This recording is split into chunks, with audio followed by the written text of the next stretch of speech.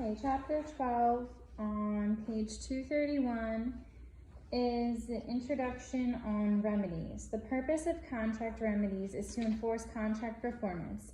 Before we look specifically at how the code addresses remedies, it is helpful to understand the context in which these remedies are available. Meaning of enforce, 1.1. The basic assumption of contract law is that a contract can be enforced by giving the aggrieved party the benefit of the bargain measured by money and not by forcing the defaulting party to perform. Furthermore, the defaulting party will not be punished. The goal of contract remedies is to give the aggrieved party relief based on the party's expectation interest. To the extent that money can put the aggrieved party in the position that he would have been had the promise been performed. The contract itself, the voluntary agreement of the parties, is the starting point for determining what the aggrieved party expected to be the benefit of the bargain. Damages at law and equitable remedies. The basic remedy for breach of contract is an award of money damages. We say that the goal of awarding damages is to put the parties in their bargain for positions. As a general rule, there is no equitable relief for a breach of contract.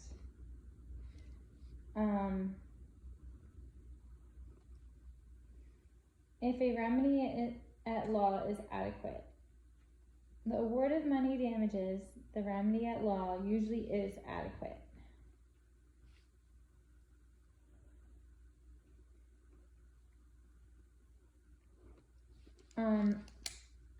The three remedial interests, which is 1, 2, and 3, the expectation, expectancy interest, the reliance interest, and the restitution interest. 1, the expectancy interest.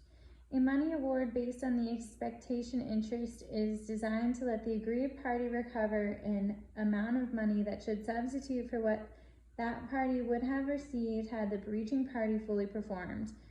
Generally, to calculate an award based on the expectancy interest, you should compare what the aggrieved party's financial situation would have been if the contract had been completely performed to the aggrieved party's financial situation after the breaching party's breach of contract. The UCC reflects a desire to award the aggrieved party her expectation interest and also provides formulas for calculating that interest. See, for example, sections 2-712 and 2-715.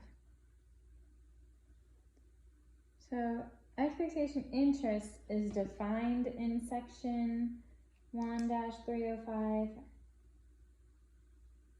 or at least a remedy for that is in 1-305, and formulas for calculating interest are in section 2-712 and 2-715. Reliance interest. The money award based on the reliance interest is designed to let the aggrieved parties recover money spent in reliance on the contract. The restatement second of contracts, section 349, refers to the recovery of the value of any detriment suffered by the aggrieved party in reliance on the contract. Such an award may be appropriate when the expectation interest cannot be calculated. The UCC does not appear to specifically provide for such monetary award. However, under section 1-103, the common law would supplement the UCC's remedial provisions. So, lastly, the restitution interest. A money award based on restitution interest is designed to let a aggrieved party recover the amount of money by which the breaching party has been unjustly enriched, which will usually also be the amount by which the aggrieved party has been unjustly impoverished. Note, the restitution interest is a subset of the reliance interest. We will also explore situations when a breaching party is entitled to restitution. For example, see section 2-718. code remedies. Okay, so for remedies, at law, i.e. money damages, usually preclude equitable remedies, which would call for like performance.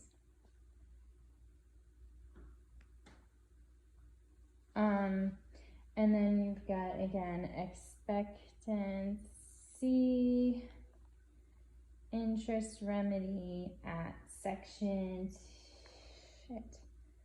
1-305, and the formulas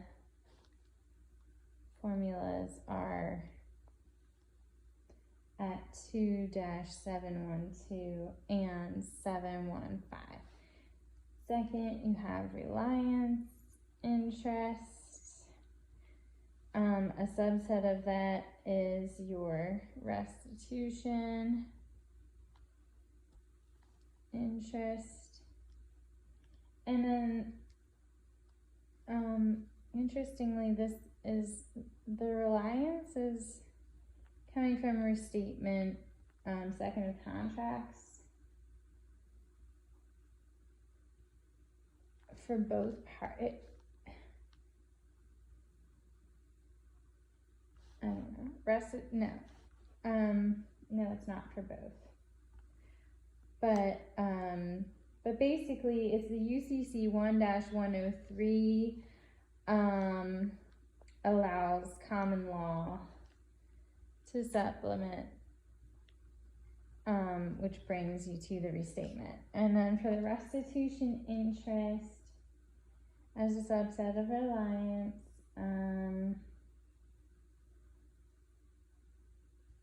I guess the section there is 2-718.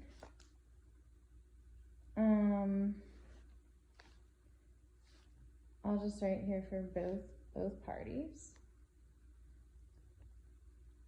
Anywho, code remedies, 1.4.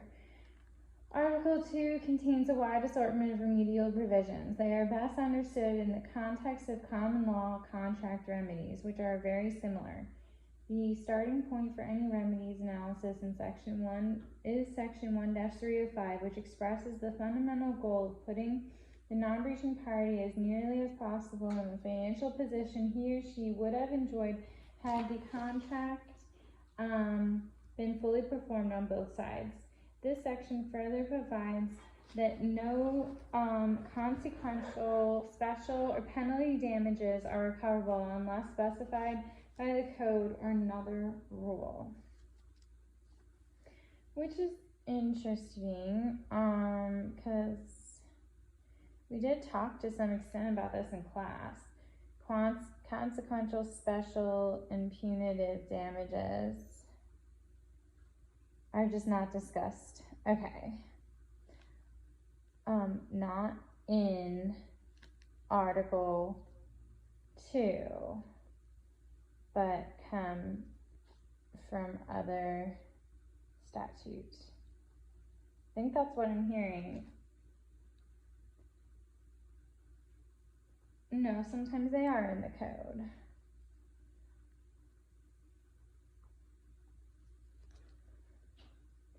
And I'll just say and come from other statutes. So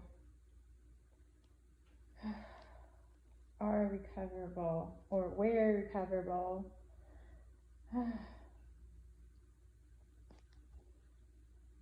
Anyway, Article 3 divides most of its remedial provisions into specific sections addressing separately the remedies available to aggrieved buyers and aggrieved sellers.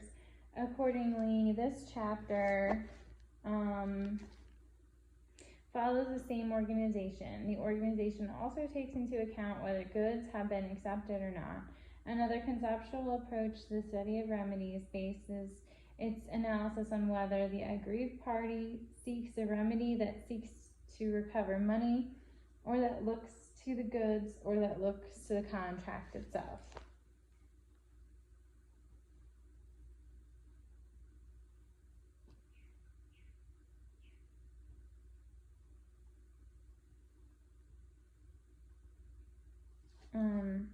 You may find it helpful to keep those distinctions in mind as we discuss remedies in the order set forth below. As you have studied all the material in this chapter, you should be able to answer the following questions,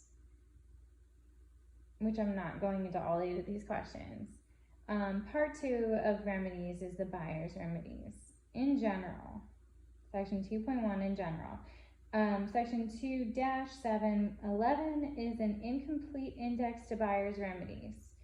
It identifies the possible reasons why buyers may be entitled to relief.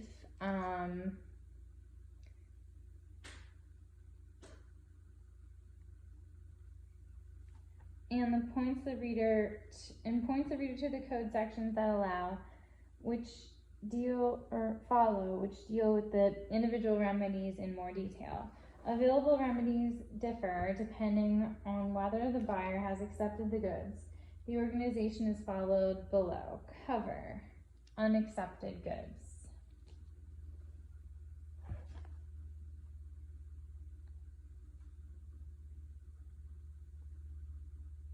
And this is on page 233.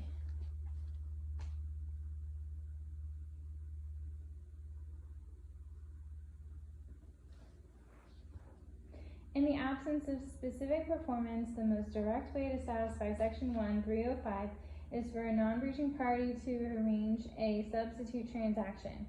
If the seller cannot or will not deliver conforming goods, the aggrieved buyer can go to the marketplace and buy the goods from someone else. In this manner, the buyer substitutes for the performance required of the seller under the original contract. After cover, the buyer has the goods contracted for or a reasonable substitute and has paid for them. It should be possible to quantify the difference between the cost of the original contract performance and the substitute performance, which is like probably the formula. The award the aggrieved buyer any amount of money damages to make up the difference. That is exactly what the code tries to do in section 2-712. So the money damages equals cover minus contracted price. Also price. Like they'll just differ on price, but they could differ on something else.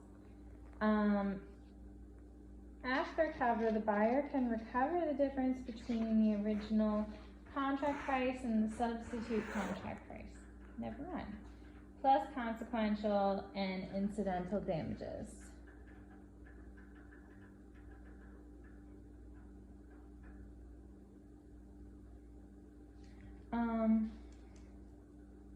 Thus preserving the benefit of the original bargain. Because the goal of cover is to put the buyer in the bargain for position, comma,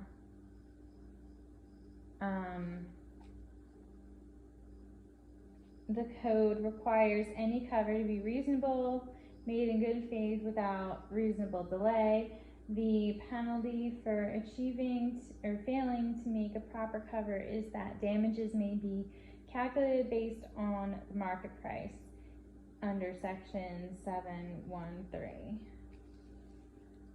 So cover needs to be in good faith, reasonable, and timely.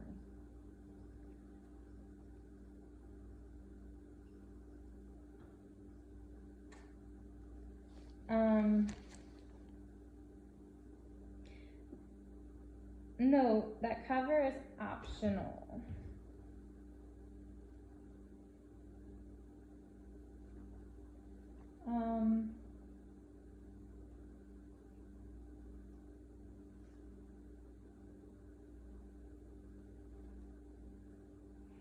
If the aggrieved buyer covers, then damages are determined under the corresponding code sections. If the aggrieved buyer chooses not to cover, damages are calculated according to market price.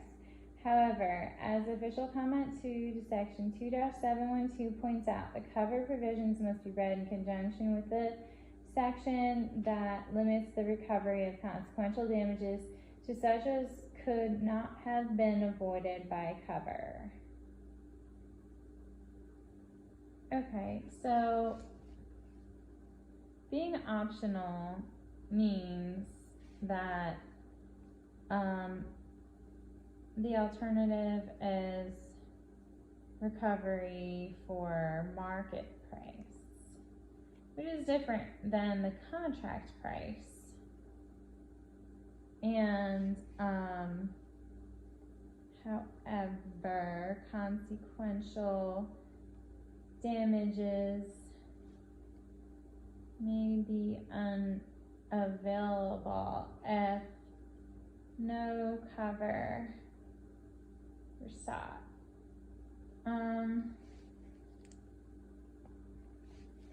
That would have reduced consequential damages. So there's the Corono, is that right? Corono Ono Inc. versus Harry Thompson case again. And that's on page 234. I'm skipping that. There's exercises on cover, and we're going straight into 2.3, which is the alternative damages based on the market price for unaccepted goods. Article 2 does not require a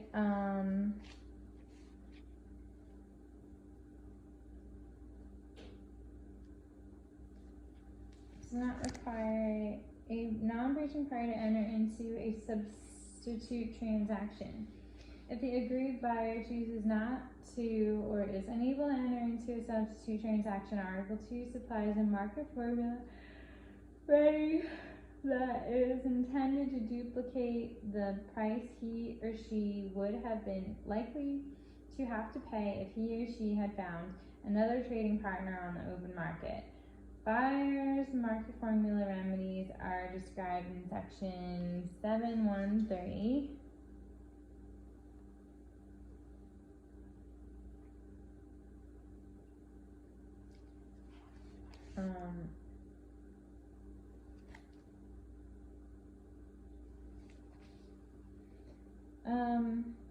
The calculation is based on the market price of the goods determined as of a place for tender, or in the case of rejection after arrival or revocation of acceptance, as of the place of arrival, plus consequential and incidental damages.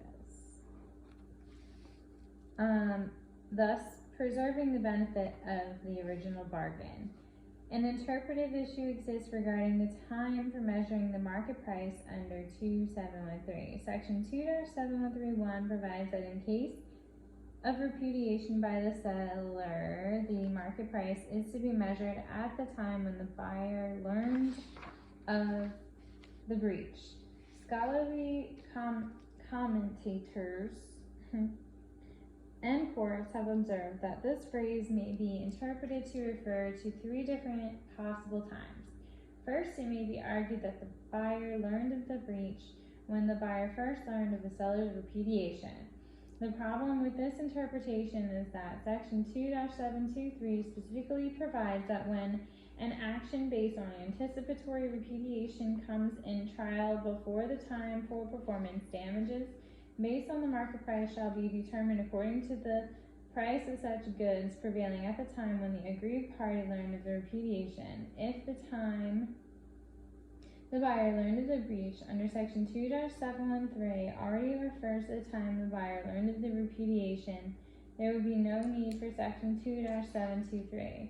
Second, because section 2-610 provides that if a party repudiates the contract, the aggrieved party may, for a commercially reasonable time, await performance by the repudiating party. It is possible that the time the buyer learned of the breach should be construed to mean the time of repudiation plus a commercially reasonable time.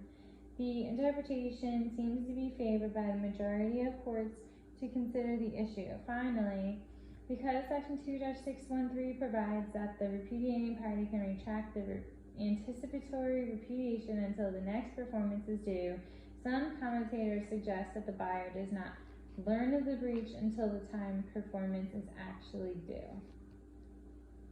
So I'm gonna skip exercises for buyer's damages based on market price, move into specific performance and